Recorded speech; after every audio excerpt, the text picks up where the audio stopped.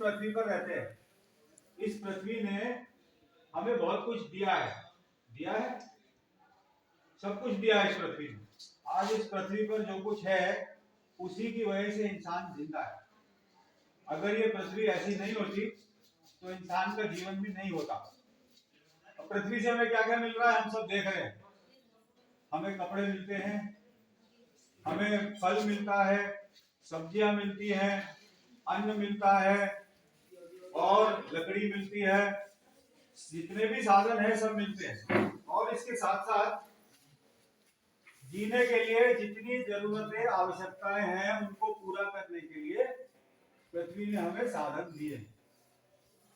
अभी आज हम हद से ज्यादा यदि उन साधनों का इस्तेमाल करेंगे तो साधन खत्म होते जाएंगे, कम होते जाएंगे और हमारे आगे आने वाले बच्चों के लिए वो साधन उपलब्ध नहीं रहेंगे। पानी से अगर शुरू करें तो पानी जैसा संसाधन सीमित है पृथ्वी पे। पानी हमें मिलता रहेगा, लेकिन अगर हम अपना जीवन जीने का तरीका पानी को बचाते हुए चलाएंगे। हम अपनी रोज की जिंदगी में देखते हैं कि हम नल चला छोड़ देते हैं, पानी बहता रहता है और पानी बर्बाद होता रहता है। हमें अगर इतने पानी की जरूरत है तो हम इतना पानी बर्बाद करते हैं नहीं करते? करते हैं। चाहे वो किसी भी काम में हो, कपड़े धोने में भी यही है, पानी बर्बाद। पीने में भी यही है, जरूरत से ज्यादा ले लिया, फिर पिया नहीं तो फिर फेंक दिया। पानी की बूंद की कीमत उन देशों से पूछिए जहां पर बारिश भी दूभर है। कई ऐसे देश हैं जहां बारिश जिस दिन होती है, थोड़ी सी बारिश होती है, उस दिन सरकार छुट्टी कर देती है क्योंकि बारिश वहां के लिए अजूबा है। ऐसे ऐसे देश हैं जहां पर पानी है ही नहीं। और दूसरे देश छोड़ दीजिए, अगर हम अपने ही राजस्थान में ही थोड़ी दूर चले जाएं, पश्चिम की तरफ चले जाएं, तो हमें पता चलेगा कि मरुस्थल है, रेगिस्तान है, रेत ही रेत है, पानी नहीं है। और आज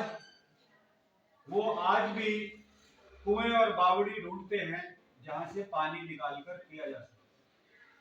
यह समस्या उदयपुर में भी थी, लेकिन राजा महाराजाओं की सोच, सरकार की भागीदारी, गैर सरकारी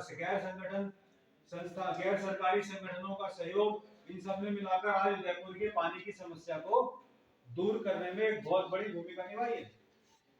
मुझे ध्यान है कि कुछ साल पहले, 30-40 साल पहले, उदयपुर में ही इंतजार करना पड़ता था बाल्टी लेके, रात को 3 बजे, सुबह 4 बजे का पानी की बूंद आएगी और हम पानी भर लेंगे। लोग सिर पर पानी रखकर दूर दूर से बावड़ियों से, कुओं से पानी भरकर लाते थे।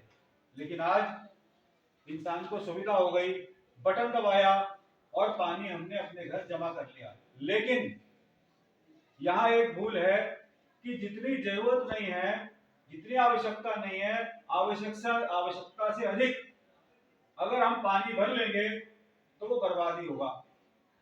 आवश्यकता से अधिक। तो यही प्रकृति के साथ इंसान का सहयोग और तालमेल यदि नहीं रहेगा तो कल को पानी की समस्या भी आएगी। इसी तरह से अगर हम देखें, पानी आता कहां से है? ये जो वृक्ष है हमारे लिए बहुत बहुमूल्य है। ये जो पेड़ है, इनकी एक एक पेड़ की कीमत लाखों रुपए की है, क्योंकि कई लाख का ऑक्सीजन देते हैं, वो प्राणवायु जो हम लेते हैं, जो हमें जिंदा रखती है। और वो वायु, दूषित वायु जो हम छोड़ते हैं, वो लाखों रुपए तो इस प्राणवायु की कीमत है। साथ ही साथ पेड़ बादल लेकर आता है, और बादल आता है तो पानी बरसता है, और पानी बरसता है तो जीवन फलता फूलता है, हमें अन्न मिलता है, हमें सब कुछ मिलता है।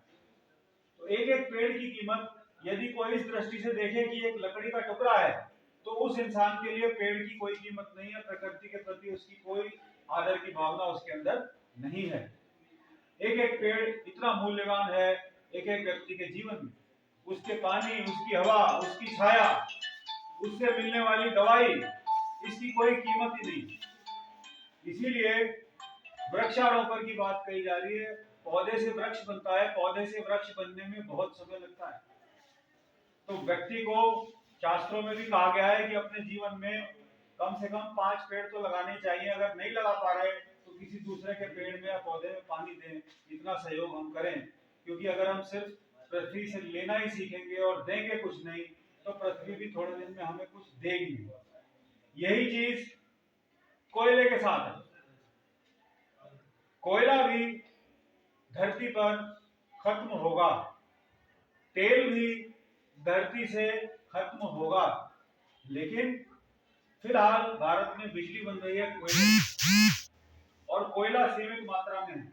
ये बात आज नहीं, बरसों पहले कह दी गई थी कि कोयले पर आधारित चलने वाली अर्थव्यवस्था संभल के चले, और जहां जहां से ऊर्जा के स्रोत उसको देखने हैं, उन ऊर्जा के स्रोतों को तलाशे, जिससे हमें और किस जरिए से बिजली मिल सकती है।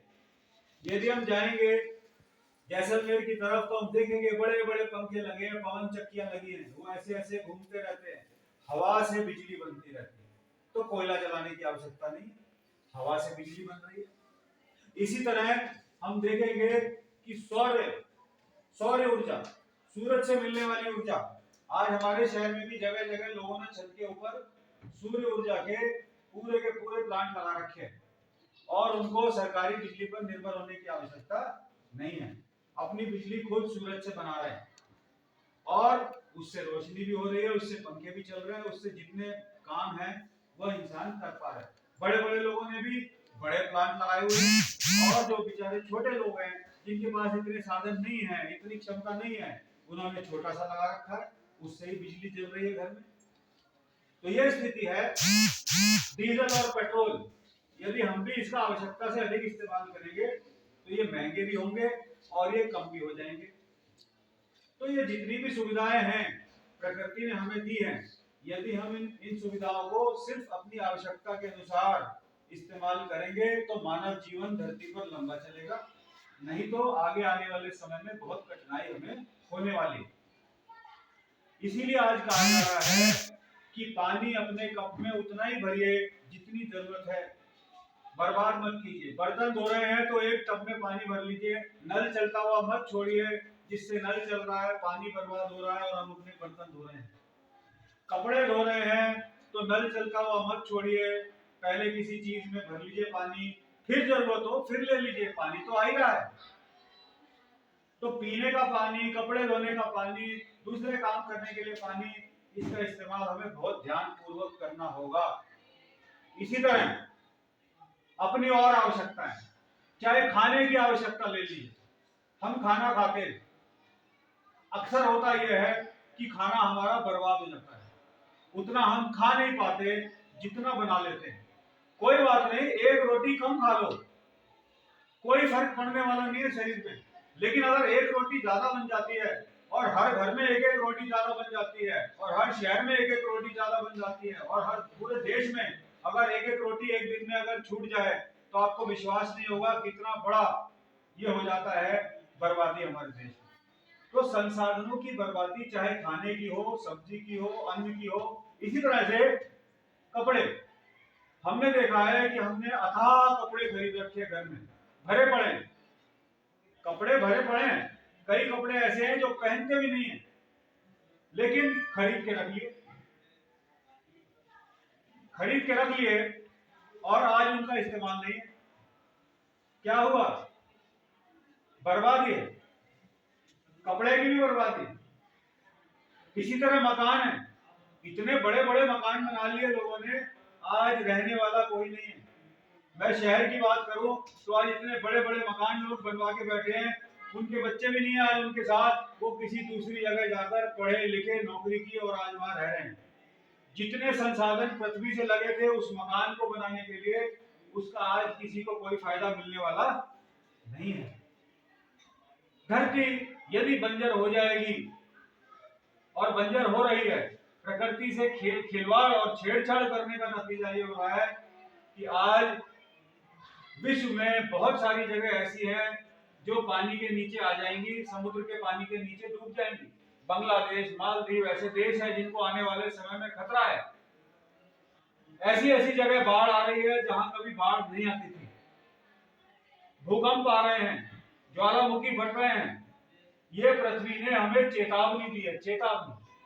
पृथ्वी बार बार हमें दोहरा रही है कि इंसान प्रकृति के साथ तालमेल बनाकर रहना सीख ले। यदि तालमेल नहीं बनेगा तो यही स्थिति होगी कि बर्फ के पहाड़ पिघल रहे हैं, बड़े बड़े ग्लेशियर चट्टानें जो इस धरती का एक बैलेंस बना के रखती है, आज वो पिघल रहे हैं, उनका पानी समुद्र में जा रहा है, समुद्र का पानी जो है नदी में जा रहा है, नदी का पानी ऊंचा उठ रहा है और हमें बाढ़ जैसी प्राकृतिक आपदाओं का सामना करना पड़ रहा है। रेगिस्तान जैसे जगह, जोधपुर जैसी जगह, जैसलमेर जैसी जगह भी अचानक ऐसी बाढ़ आ जाती है कि चीजें बह जाती हैं। इधर से इंसान ने अपनी जरूरतों से ज्यादा भूमि ग्रहण करनी शुरू कर दी और जो भूमि खेती के लिए थी, जंगल के लिए थी, आज वहां घर बनाने शुरू कर दिए। और जो खेती उपजाऊ थी, आज वहां पर इस तरह की सीमेंट की बिल्डिंग खड़ी हो गई, जहां से हमें अन्न मिलता था, आज वहां पर कोई एक घर बना हुआ है और इस तरह उपजाऊ भूमि हमारी नष्ट हो रही है। दूसरी तरफ कई कई जगह पानी न मिलने की वजह से जो उपजाऊ भूमि थी वो बंजर रेगिस्तान में बदल रही है। आज शहरों में, गांव में, जहां कभी धूल नहीं हुआ करती थी, आज आप देख लीजिए कितनी धूल हो रही है। ये धूल और कुछ नहीं है, ये हमारी उपजाऊ जमीन को खराब करेगी, हमें बीमार करेगी, मानव शरीर के अंदर जाएगी, स्थितियां बड़ी विकट होंगी। पेड़ अपने आप टूट के गिर रहे हैं बाढ़ के पानी से, पेड़ रुक नहीं पा रहे हैं। इस बार हमने देखा उत्तराखंड में कितनी भयंकर तबाही हुई है, कितने पहाड़ टूट टूट कर गिरे हैं। वो इसीलिए है कि हमने सारे पेड़ काट दिए, जो पेड़ मिट्टी को बांध कर रखते थे। आज वो पेड़ है ही नहीं, तो पानी सीधा का सीधा आता है, पहाड़ भी गिर जाता है, लोग परेशान होते हैं, जान चली जाती है, बाढ़ आ जाती है, सब कुछ नष्ट हो जाता है। जो इंसान ने किया था अपने लिए, एक पल में प्रकृति उसको खत्म करने की ताकत रखती है। ये प्रकृति का अभिशाप है। अगर इंसान उसके साथ तालमेल बैठाकर नहीं चलेगा तो प्रकृति हमें सजा देती है। इस बात का ध्यान हमें रखना है कि हम क्या कर सकते हैं। सरकार की तरफ से जितना हो रहा है सरकार कर रही है, संगठन बहुत सारे हैं जो वृक्षारोपण का काम, पौधारोपण का काम कर रहे हैं, लेकिन हम क्या कर रहे हैं, हमें यह सोचना पड़ेगा कि आज मेरी जिम्मेदारी क्या है। जब जरूरत ना हो बिजली बंद कर दो, जब बिजली की जरूरत नहीं है बिजली बंद कर दीजिए। अक्सर देखा जाता है कि हम बिजली का इस्तेमाल नहीं कर रहे हैं, हम पंखे का इस्तेमाल नहीं कर रहे हैं, हम बाहर हैं अपने घर के, लेकिन पंखा फिर भी घूम रहा है। हमें रोशनी की जरूरत नहीं है घर में, हम बाहर हैं फिर भी उस जगह रोशनी चल रही है। इस सबसे क्या होगा, आज बिजली की कीमत हमें समझ में आ रही है कि क्या है। और अगर ये स्थिति रही, बिजली अगर हमने बर्बाद की, तो टाइम आ गया कि हमें बिजली नहीं मिलेगी, कटौती होगी। चाहे कटौती करनी पड़े, अनचाहे कटौती करनी पड़े, बिजली कटौती होगी। तब हम क्या करेंगे, तब हम खेत में पानी नहीं दे पाएंगे, तब हम अन्न नहीं उगा पाएंगे, तब हम बच्चे कहां से पढ़ाएंगे अंधेरे में, और जितने भी काम है हम कैसे कर पाएंगे बिजली के बिना। तो हमें समझनी होगी ये कीमत उन चीजों की कि जो हम अपनी आवश्यकताओं को पूरा करने के लिए सीमित करें।